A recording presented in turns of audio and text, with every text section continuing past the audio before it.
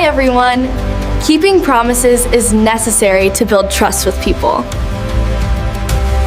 If I promise my teacher I will finish my homework by tomorrow, I must do it. If I finish it, my teacher will trust me, and I will feel very proud.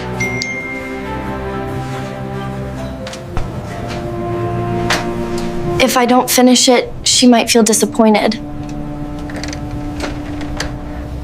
Also, I always promise my little sister I will read a story to her before bed.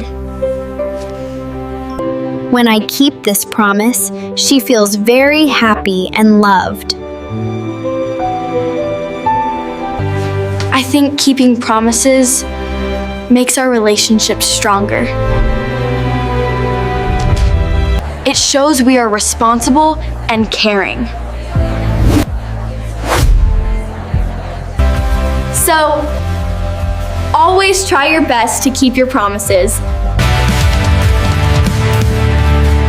Are you ready for the presentation in history next period?